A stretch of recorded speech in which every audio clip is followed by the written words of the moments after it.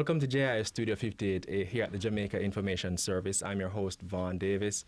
And today we'll be discussing Jamaica Eye, the new national CCTV program launched by the government. Ladies and gentlemen, crime fighting has gone real high-tech.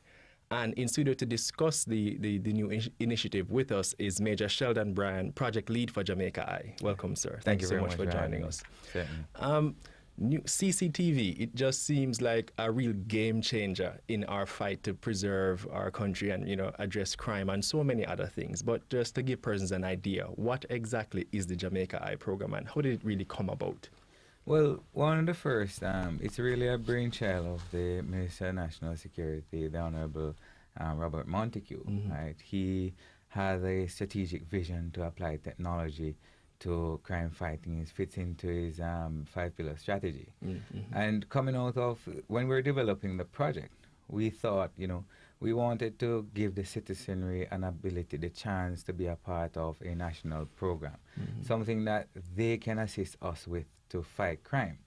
And not just fight crime, enhance the whole public safety ecosystem. So one of the things that we looked at was when we were going around the island, we realized that every single parish have a neighborhood watch, whether it's active or not, right? And then at the entrance exit to these communities, you see the signs that says, "Hey, we have a neighborhood active neighborhood watch. We're watching you." So we came up with a concept to say, "Hey, because how can we unite all these neighborhoods across Jamaica under one initiative?" And that's when we came up with a concept that says Jamaica Eye. Now, the Jamaica Eye program is a national CCTV surveillance system.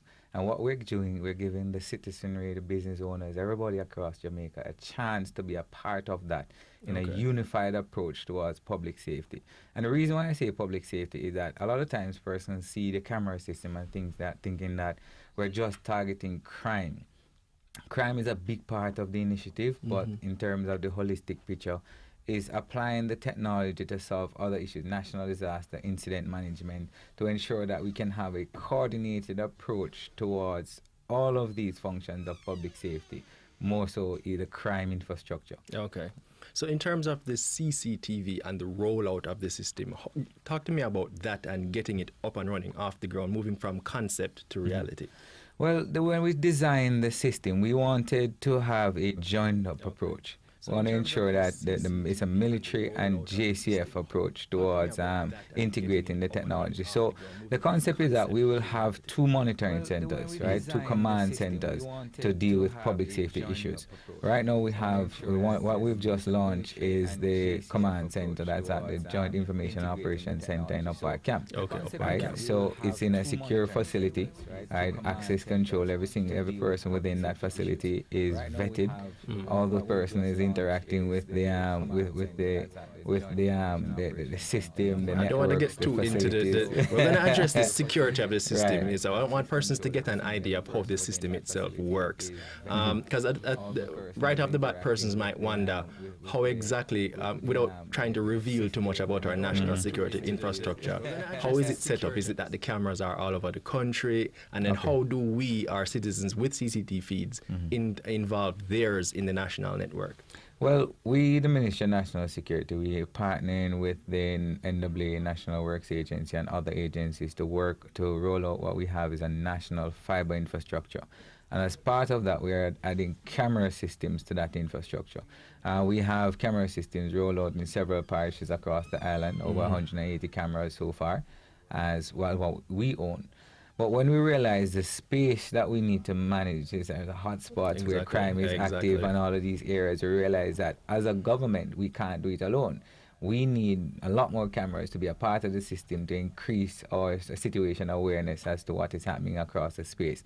So we are inviting now persons who have camera systems already, digital camera systems, we're encouraging them to utilize that kind of system. And once it's connected to the internet, we're able to take that feed right into the environment, into the command center. And how you do that, you log on to the jamaicaeye.gov.jm, right? That is a website that we launched yesterday. And once you log on to the website, you're able to when you do the sign-up form, it takes you to a step-by-step process, and it asks you certain information about the camera system that you have at home, the make, the model, the serial number, and some credentials, right, that will cause us to get remote access to the system. Now, is that process easy? Because the first thing a person might think is, boy, I'm not an IT professional and this sounds really technical, you know. So, I mean, is this something that, the average citizen can just log on to and just go through easily? Yes, it is very step by step. It's a very interactive form. And if, for example, when they ask you for a serial number, you say, what is a serial number? You know, what is a MAC address? That sort of thing. Exactly. We have on the website, on the frequently asked portions of the website, it shows you a picture of the back of what we call the DVR or the NVR, the video recorder that you have at home. When you look at that, it shows you where to find all the information, right, about your system to fill out the form, and then we'll be able to now remote log into that system. One of the things I need to clarify as well, depending on the system that you have, we may need to reach out to you to do an interactive process. So once you've signed up to the form, right, and you click submit, an automatic email is generated that goes straight to the technical department. The technical department will then reach out to the individuals if there are any challenges, if the information that was provided isn't clear or complete, that sort of thing. Then we will reach out and then talk the individuals through step by step of how to make connectivity. If that fails, then the technical team will deploy and assist persons. Okay, so there is that element of that outreach, right, where you guys will come and actually meet with people and help them to get on board. Because I'm sure many people are really interested in doing this kind of thing. Right. Which brings me to this question. I mean, it's early days yet, obviously, but has there been much uptake, or has members of the public contacted you and kind of expressed that kind of interest to be a part of the system? Well, certainly, I've gotten so many phone calls so far about the certain clarity, and then after they get clarity, we have a number of persons already signing up. We have over 20 persons already since within the first 2 hours of the launch. I'm not sure what exactly the figure is now. I didn't check it before I come here this morning, but certainly the uptake is there. Persons are interested. I got a lot of calls before to clarify before people actually sign up. So some people might not understand definitively, what exactly the Jamaica Eye program is based on what they're seeing in the media. But these engagement that we're having now is just reassuring the public that you can actually log on to the website jamaicaeye.gov.jm and sign up, and rest assured that the technical team is there on standby to receive the information and assist. So any plans to do more public consultations or visit persons in the different parishes and so on, just to give them that opportunity to ask you these questions and get to understand the system better?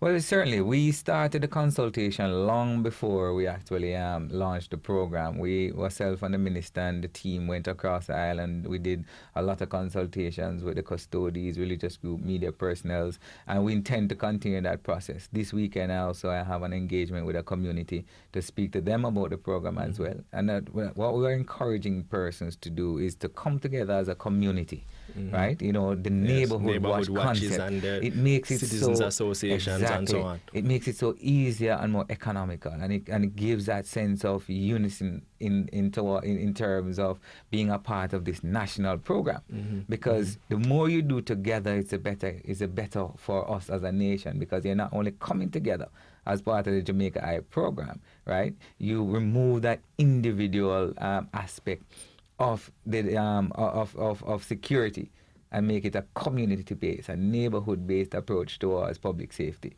Well, you hear that, members of the public. The Jamaica Eye team is really soliciting your help to come and build out the system even further. You're listening to Studio 58A, and I'm your host, Vaughn Davis. We have Major Sheldon Bryant in-house, and he's answering questions on Jamaica Eye. Please don't hesitate to send us your questions. He's right here. Take the opportunity to ask him all the questions that you might have in your mind, and if anything you want to understand about the system.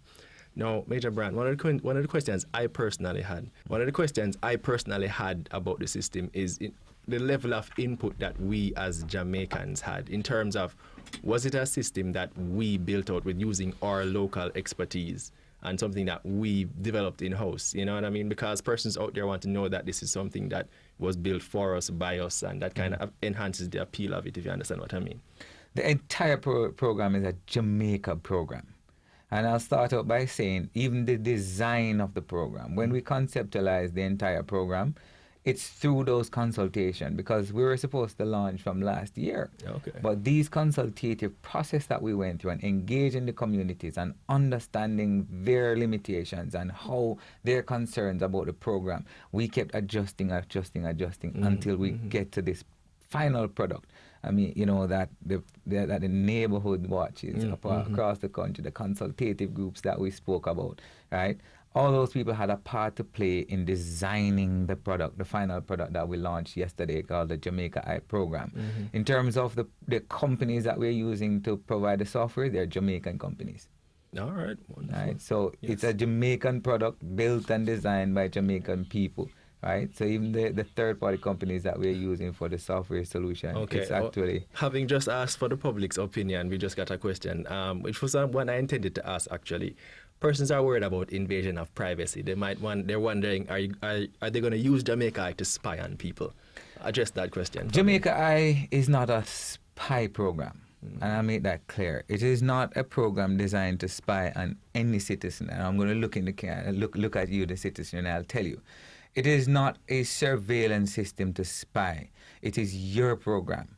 We're not doing anything that is not already existing in Jamaica, because the fact that you have a neighborhood watch, right? The fact that you're looking out within your community, all we're doing as a government is applying technology to what you're doing to help you, the citizen, right? Protect yourself as a community, as a neighborhood watch. We're applying technology to that, and that is why we're asking you to come on board and come together and put surveillance cameras within your community and donate it to that to the Jamaica Eye program.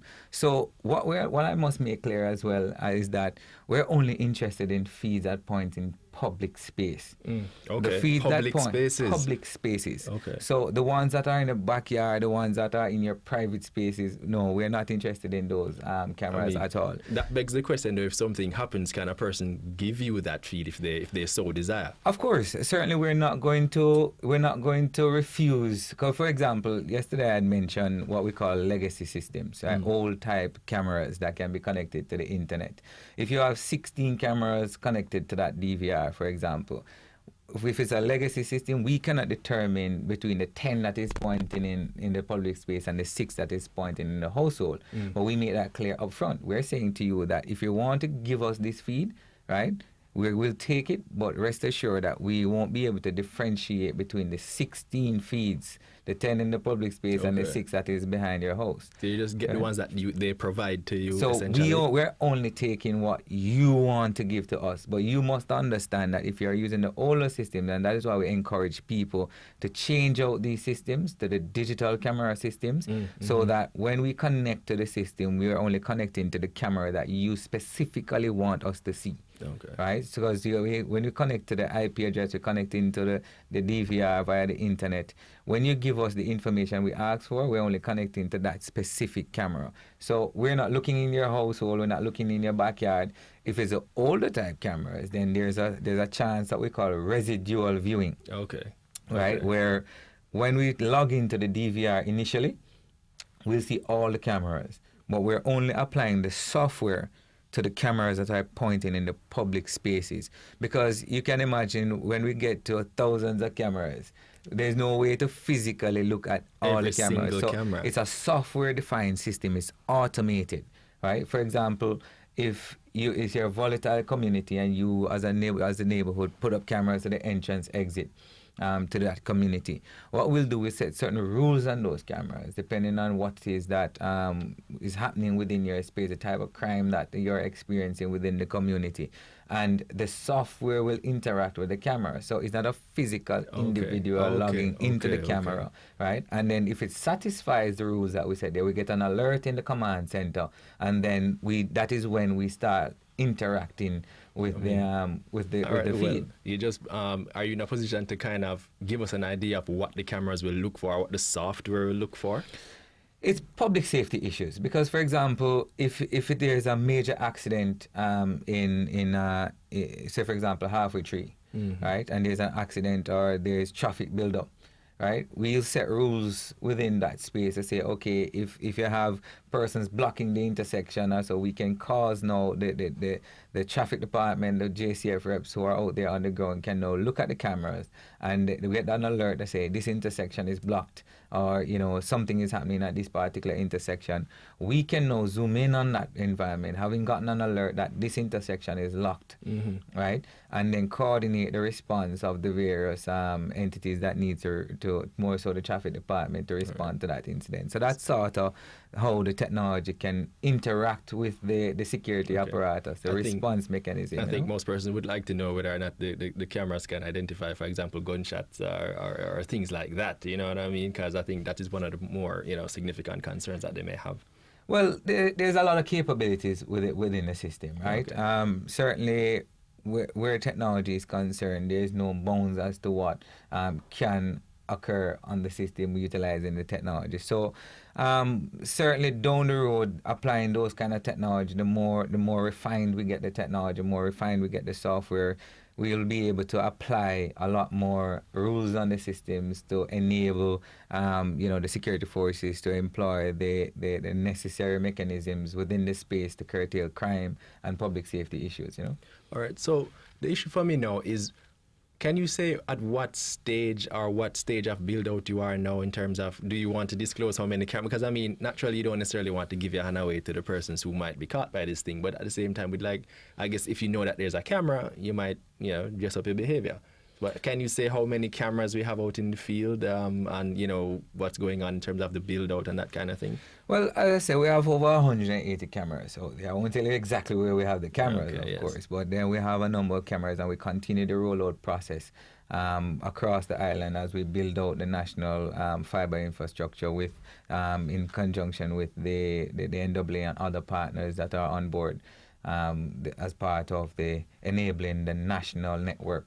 So that we can connect these cameras into the network. And what's your target, I guess, over the next couple of years in terms, is there a ceiling that you're looking to achieve, or is it really an indefinite number of feeds that you're looking to accomplish? So what the Jamaica Eye program is not camera defined, right? It is being able to have situation awareness across the length and breadth of the country.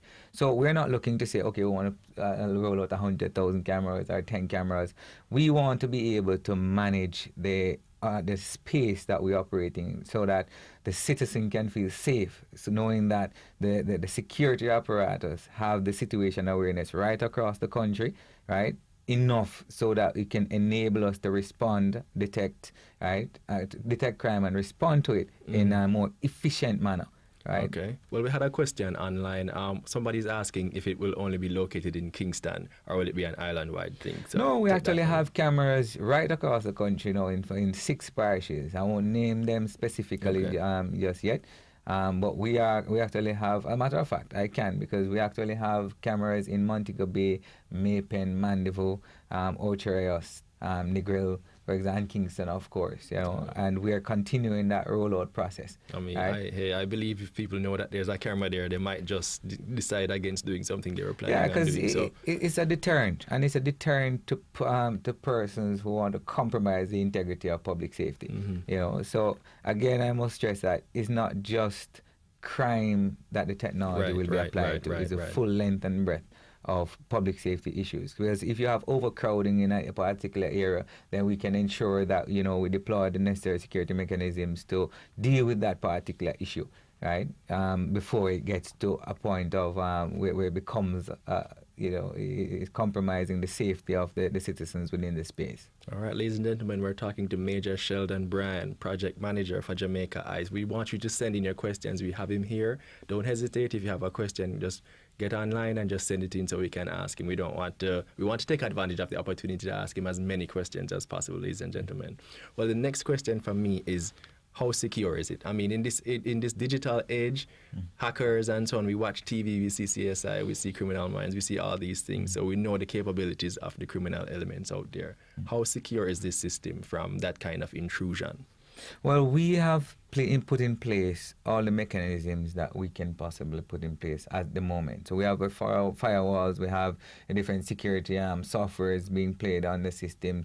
The network itself is designed in such a way that it is as secure as we can make it. But of course, it's cyberspace, And depending on the skill set and the technology that persons have access to out there, we can never guarantee 100% security in cyberspace, right? What we are guaranteeing you that we have put in all the systems applicable that we can at the moment to ensure that the network is secure from outside attacks. And the personnel involved are what level of integrity integrity measures have been put in place to ensure that these people can be trusted? So certainly the command center as it stands now, every single member of the command center right now is vetted. The soldiers who are monitoring the environment, who it's integrated into a secure space. Access control to the building, you have to log on to the system, and we can manage exactly which account logged on to the system, what time they logged on, what they accessed, what they played, and who viewed what at what point in time. So it is forensically proven, right? So if there is a breach on the system, we can detect who did it, what time it was done, and how they did it. All right. We have another question online. Somebody wants to know if the cameras on the north-south or the different highways are part of Jamaica Eye.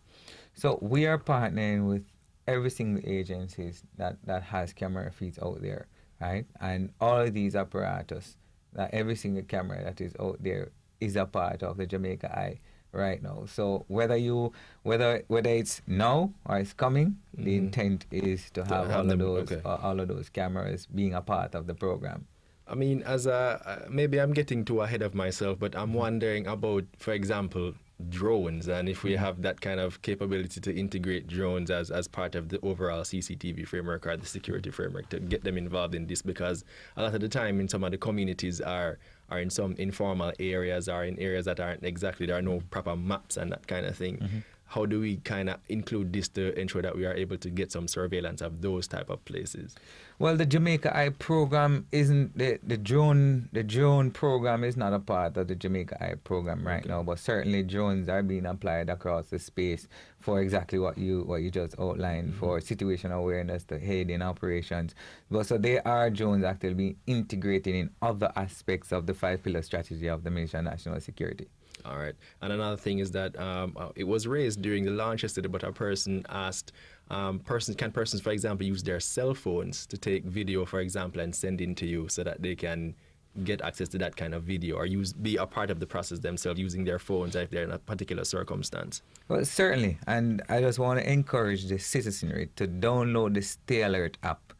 If it is that you see something happening within the space, on the Stay Alert app, you can actually record a video from your cell phone and upload that video through the Stay Alert app, right? And you can go on to the Ministry of National Security website and download, or in your Google Play Store, and download the Stay Alert app. It also has a panic button function within there. So if you have, if you're in a particular situation and you need assistance, then you can press the panic button and rest assured that it's actually tied back into the 119 functionality, and you'll get a response. It seems people online are really responding. They have two more questions for you, Major Brian. One is, will this technology use geospatial technology?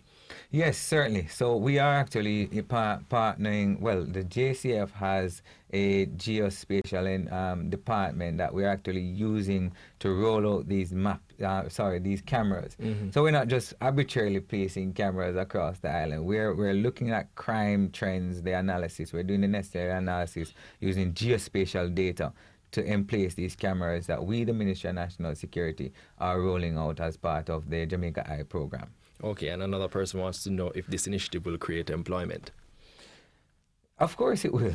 Certainly, an initiative like this, of course, will drive the demand for, the demand in terms of the command centers. Will apply more persons who are part of the security system within the command center. So, and naturally, over time, right, it will create employment opportunities, and even within the technology space.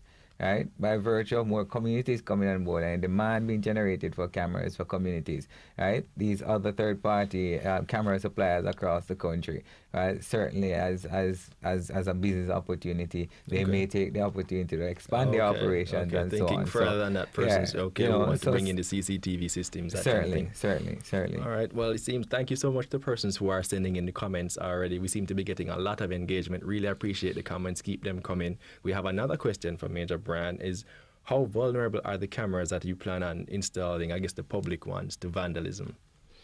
Well, we can never prevent all the cameras from being vandalized. Of course, that requires somebody to stand up at every single camera at every Exactly. single day. But certainly, once we detect the vandalism of the camera and we can ascribe attribution, then those persons certainly, as a part of existing legislation, be brought to justice for destroying any of the government cameras that are out there. All right. And now, in terms of going forward and the interconnectivity between government agencies and so on, we'd like to believe that, because I mean, persons, they watch these movies online, they see CSI, they see Criminal Minds, that kind of thing. How interactive or interconnected is the Jamaica Eye to other databases? We have NIDS coming on stream, we have all the various other IT, driving, electoral, those kind of things. How interconnected will Jamaica Eye be with those kind of systems to ensure that we can really get an integrated solutions to managing crime and so on, identifying people, identifying cars, for example, that kind of thing? Well, certainly the Jamaica Eye program, being a technology-based program, so will interact with down the road, interact with all the different databases that is required to ensure that the system functions efficiently, and we can have a coordinated approach towards public safety. Okay. All right. Well, next question I want to have is in terms of the build out and the IT part of things. How easy was it? Well, I don't want to say how easy. How were you able to pull on the expertise of the local persons to make it happen? I mean, who did you recruit from? Because I think most persons want to know that there's a future for IT professionals, that they can get up and develop these innovative solutions to the nation's problems. So how did you guys go about finding the people who had the expertise to play a part in this process? Well, the Jamaica Eye program was built up by soldiers and police. Okay. It was actually a joint effort. We actually have young, talented individuals who are part of the technical team of the Jamaica Eye program. And those soldiers and police actually have the expertise. They designed the network. They actually, configured all the softwares and ensured that then with the third-party suppliers, local suppliers as well, actually build out the entire network from scratch.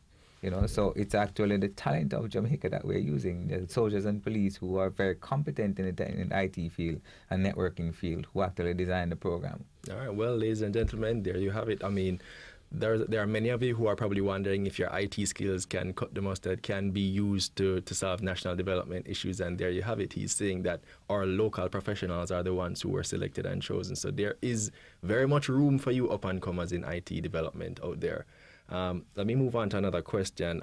Another person, you may have touched it before, but a person wants to understand how you will be linking up with the business places, and how do you connect with the business places to be a part of the program? So again, it's all a part of the sign-up process. You log on to the jamaicaeye.gov.jm website, and we pull the necessary information. And once you submit that information to us, then the technical team will reach out. If they can do it automatically, they'll reach out to the business community and speak with, chances of it's a business, they have an IT rep or some network engineer who worked on their system for them, and then they can make the connection and establish the connectivity within the system. All right, I think that's as much as the questions I'll ask. If there are any more questions, we might take a few of those. But as for me, I'd just like to thank you so much for coming and sharing with us about the Jamaica Eye project.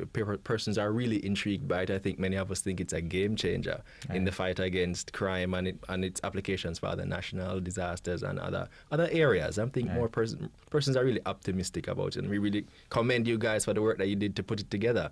I mean, thank you so much for joining us. I really appreciate you taking the time to come with it. Thanks for having me. And before I go, I just want to say to the citizenry, it's the Jamaica Eye program is your program. It is a chance for us as a nation to come together, right, and make Jamaica a safer place, not just for us, but for our children and the future of Jamaica as a whole. So sign up, come together as a community if you can't do it as an individual, and put cameras within your space so that you can become a part of the Jamaica Eye program, so we can enhance the capabilities of your neighborhood watch. All right, there you have it, ladies and gentlemen. Major Sheldon Bryan, Project Manager for the Jamaica Eye program. We thank you so much for joining us. I am your host, Vaughn Davis, and please have a good day.